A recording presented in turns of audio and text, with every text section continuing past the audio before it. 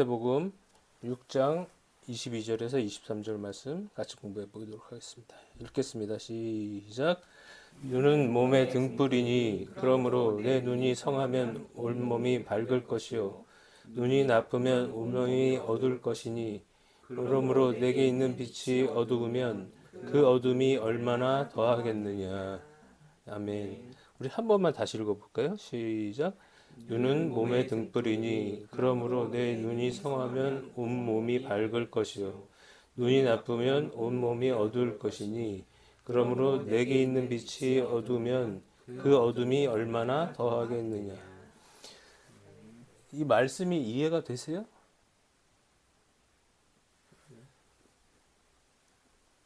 나는 오랜 시간 동안 이 본문을 읽으면서 참 해석이 안 되는 부분이었어요. 오늘 본문의 앞과 뒤의 문단이 메시지가 같아요. 이 지금 본문을 사이에 두고 위에 본문과 아래 본문이 같아. 앞에는 보물을 땅에 쌓아두라는 내용이고, 보물을 하늘에 쌓아두라는 내용이고, 뒤에 문단은 하나님과 재물을 겸하여 섬기지 못한다. 그런 내용이에요. 그런데 오늘 내용은 눈이에요. 이 부분만 따로 떼어놓고 묵상하면 그 자체로 완전한 하나의 메시지라고도 할 수 있지만 이 너무나도 분명한 메시지들이 이어지는 가운데 한가운데서 이 메시지가 있다는 게 도저히 해석이 안 돼요. 제가 하는 일이 사람을 돕는 일이기 때문에 가끔 장애에 대해서 생각하게 되는데요. 저도 그렇고 여기 있는 분들도 몸이 완전하다고는 할 수 없겠죠. 이것저것에 조금씩 문제가 생깁니다. 그렇지만 장애라고 분류하기에는 그 기능을 지금은 하고 있으니까 장애라고 할 수는 없겠죠. 근데 한번 생각해 봤어요. 장애 중에 제일 힘든 장애, 제일 불편한 장애가 뭐가 있을까? 보지 못하는 거? 듣지 못하는 거? 말하지 못하는 장애? 걷지 못하는 장애? 사지가 뒤틀린 장애? 뇌에 문제가 있는 것? 수많은 장애가 있습니다. 제가 본 가장 심한 장애를 가지고 있었던 분은 시설이었는데요. 정말 평생 한 번도 앉아본 적이 없는 사람이에요. 평생 누워만 있었어요. 그러니까 고개도 이렇게 돌리질 못하고. 근데도 그러니까 그 시설에 부모들이 이렇게 맡겨놓고 1년이 돼도 한 번 찾아올까 말까라고 그러더라고요. 그런 분들을 이렇게 보면 정말 너무나도 안타까워요.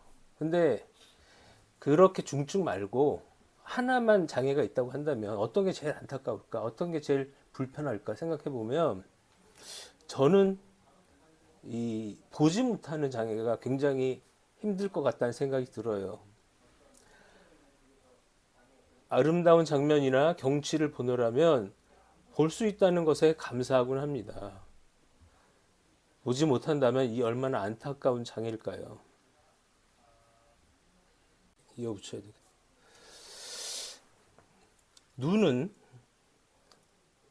우리가 보는 기능으로만 생각을 하죠. 또 다른 기능이 뭐가 있을까요? 없죠. 눈은 정말 하나예요. 그죠? 코는 냄새를 맡거나 숨을 쉬거나 두 가지. 그리고 또 뭐 이렇게 그 공간이 있어가지고 온도 조절도 하고 습기 조절도 하고 많이 해요. 말은 입은 뭐 말할 거 없고. 근데 특히 눈은 한 가지 기능밖에 없어요. 수동적인 기능이죠.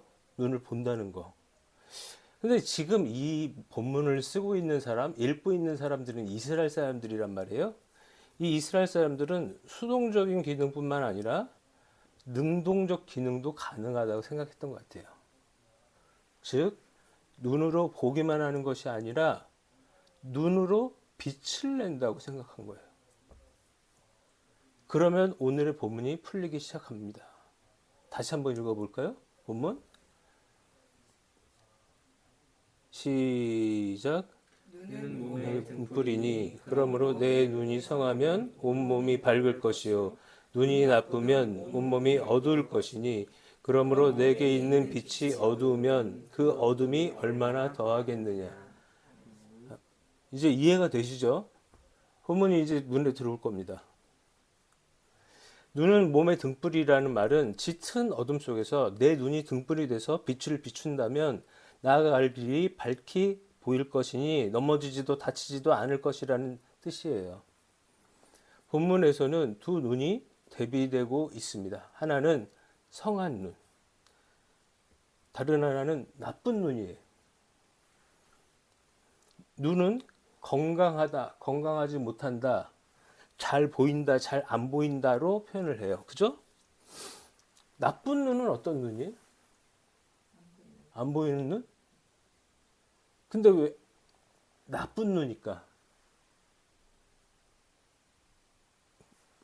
잘 안 보이는 눈, 뭐 장애가 있는 눈, 보지 못하는 눈, 뭐 이렇게 표현할 수도 있는데 왜 나쁜 눈이라고 표현을 했을까? 본문에서 성한 눈으로 온몸이 밝을 것이다. 성한 눈을 가지면 온몸이 밝을 것이다 합니다. 나쁜 눈은 온몸이 어두울 것이라고 합니다. 사실 밝고 어두움도 눈으로 구별하는 것이죠. 그런데 눈으로 구별하는 그 눈이 수동적으로 받아들여서 어둡다 밝다를 받아들이는 눈이 밝아서 밝게 되고 어둡게 된다. 이런 표현을 하는 거예요. 눈으로 지금 두 가지 기능을 얘기하고 있는 거예요. 여기서 성한 눈은 그 말 뜻이 관대하고 깊이 동정하는 눈으로 표현되고 있어요. 그럼 나쁜 눈은 뭘까? 시기하고 질투하고 인색한 눈이라 하겠습니다. 이건 제가 하고자 한 게 아니라 이 단어가 다른 용례에 쓰인 것을 보면 그런 식으로 쓰였다는 거예요. 그런 본문들의 내용에 쓰였다는 거예요. 그러니까 다시 한번 얘기하면 관대하고 깊이 동정하는 눈이 성한 눈이고 시기하고 질투하고 인색한 눈이 나쁜 눈이라고 표현할 수 있는 거예요. 이제 나쁜 눈이 왜 나쁜 눈인지 알겠죠? 결국 본문의 앞과 뒤 단락을 이어지는 재물이 키워드라고 한다면 악한 눈을 가진 사람은 탐욕스럽고 인색하여 어려운 이들을 돕지 않는 사람의 눈이며 성한 눈을 가진 사람은 어려운 이들을 안타깝게 여겨서 베풀려는 사람의 눈입니다. 따라서 보물을 하늘에 쌓아두라 라는 사람과 쌓아두는 사람과 성한 눈을 가진 사람이 일치하는 것이죠. 이제 본문이 왜 중간에 들어갔는지 이제 이해가 되실 거라는 생각이 듭니다. 이해가 되시죠, 다들? 예. 다른 본문 한번 얘기해 볼게요. 아브라함이 있습니다. 아브라함이 떠날 때 아버지도 데리고 떠났고요. 조카 롯이라는 사람도 데리고 떠났습니다. 형의 아들이에요. 근데 아버지 데라는 멀리서 이제 차마 가나안 땅으로 들어오지 못하고 그쪽에서 죽었어요. 그러다가 아브라함과 롯이 가나안 땅으로 들어오죠. 그러다 어찌어찌 해가지고 거기서 살다가 이집트로 가게 돼요. 이집트에서 하나님이 복을 주셔서 다시 돌아보니까 가나안 땅으로 돌아보니까 엄청난 부자가 돼 있는 거예요. 자기들이 처음에 가나안 땅으로 들어왔을 때도 상당한 재물이 있었을 거라는 생각이 들어요. 그런데도 불구하고 그것보다도 훨씬 부자가 돼서 도저히 같은 초원에서 롯의 양들과 아브라함의 양들이 함께 먹을 수가 없는 정도의 수가 된 거예요. 그래서 우리 이제 도저히 같이 먹일 수가 없으니까 나누자. 그래서 나누게 되었습니다.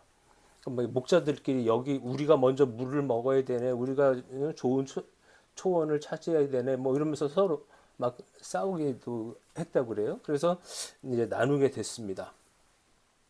근데 롯의 판단의 기준이 무엇이었을까?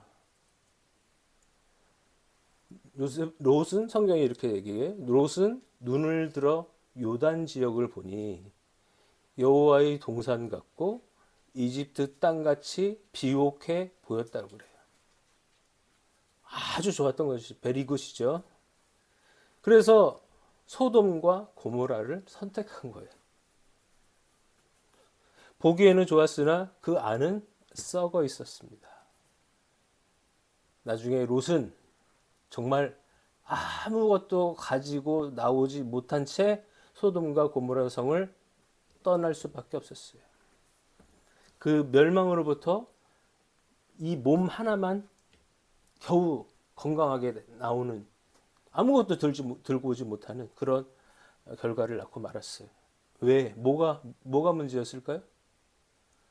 그 잘못된 눈 때문이에요. 그 눈이 인색하면, 그리고 삼촌에게 더 좋은 땅을 드릴 수도 있잖아. 조카니까.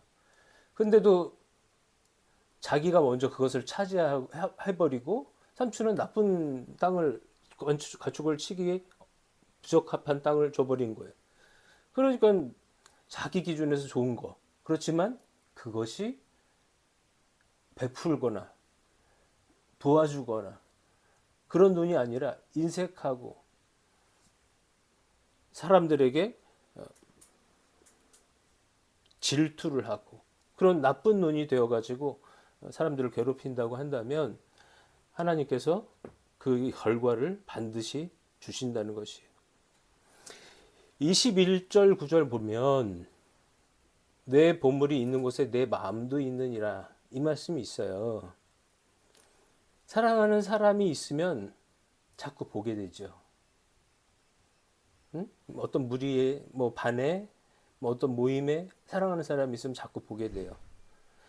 사랑하는 자녀가 많은 군중들 속에 있어도 바로 찾아낼 수 있습니다. 돈을 사랑하는 사람은 돈을 보면 자석처럼 돈을 쫓아갑니다. 그러면 여러분들이 중요하게 여기는 건 뭘까요? 뭡니까? 내 보물. 돈일까요? 어떤 사람은 땅이 될 수도 있고, 집이 될 수도 있고, 차가 될 수도 있고, 어떤 보석이 될 수도 있고, 또 어떤 의미 있는 무엇인가가 될 수 있죠. 예를 들면 엄마가 준 목걸이, 엄마 사진이 있는 목걸이라든지, 그것이 내게 최고로의 가치 있는 거라든지, 아니면 엄마가 물려준 반지, 이런 것들이 최고의 가치를 가지고 있는 사람도 있겠죠. 여러분에게 제일 중요한 것은 무엇입니까? 한번 생각해 보시고요. 그것이 하나님의 나라가 아니라고 한다면, 여러분들은 그것을 섬기는 사람인 것이에요. 우리 안에서도 하나님 나라에 사는 사람은 재물이 그다지 중요하지 않아요. 중요하지만, 쓰임이 있지만 첫 번째는 아니라는 거예요. 우리에게 하나님 나라가 최고 중요한 것으로 여겨져서 그것을 쫓아갈 수 있는 우리들이 다 되었으면 좋겠습니다. 기도하겠습니다. 하나님 아버지, 오늘도 하나님의 말씀을 대했을 때 우리가 바른 눈을 가지고, 좋은 눈을 가지고 바르게 보고 바르게 판단할 수 있도록 도와주셔서 정말 많은 사람들에게 도움이 되며, 많은 사람들에게 베풀며, 많은 사람들에게 유익을 갖다 줄 수 있는 그런 눈들 다 되게 하여 주시옵소서. 우리가 보는 곳에 우리의 마음도 같이 따라가는데 항상 주를 바라보게 하여 주시고, 하나님의 나라를 바라보고 소망하는 저희들 되게 하여 주시옵소서. 예수님의 이름으로 기도합니다. 아멘. 네, 수고하셨습니다. 안녕하십니까, 김성문 목사입니다. 저는 목회자로 또 신학자로 30년을 살았습니다. 많은 성도들을 보았고 불신자들도 만나봤고 또 가난한 성도라고도 하죠.